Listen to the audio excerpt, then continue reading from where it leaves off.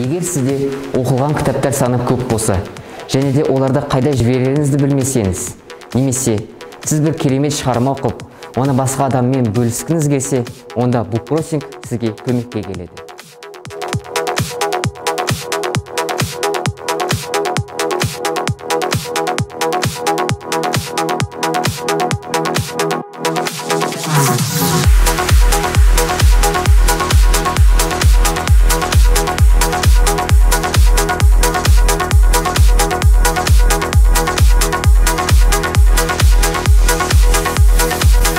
Буккроссинг 15-20 жыл бұрын пайда болды.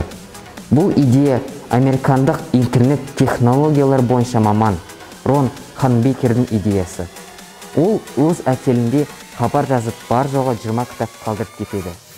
Адамдар сол кітаптарды алып оқиды. Біраз жылдар өткен соң әлем бойынша 10 миллион кітап осылайша саяхатқа шығады. Сәлем достар, мен де буккроссинг идеясына қызығып, осы жерге келдім. Және осы өзімен бірге Оралхан Бөкейдің «Қайдасын қасқа құлының» кітабын алып келдім. Және мені қызықтырған осы Шыңғыс Айтматовтың «Ақ кеме» кітабын өзімен бірге алып кетемін.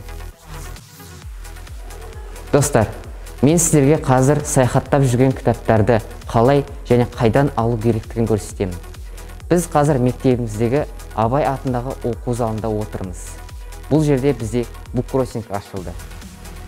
Сіздер бұл жерден өздеріңізге ұнаған повесть, роман, ғылыми әдебиеттерді алып оқуыңызға болады.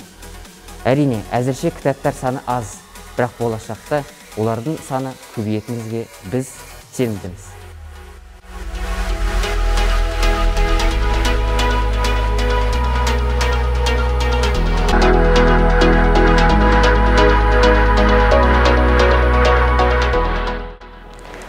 Буккроссинг әр кітапқа тағы да бір өмір сыйлайтын, оған саяхатқа шығуға мүмкіндік беретін керемет іс-шара.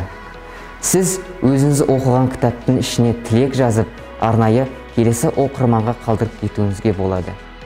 Кітаппен алмасудың ешқандай қиындығы жоқ. Сондықтан сіздерді бұл іс-шараға қатысуыңызға шақырамын.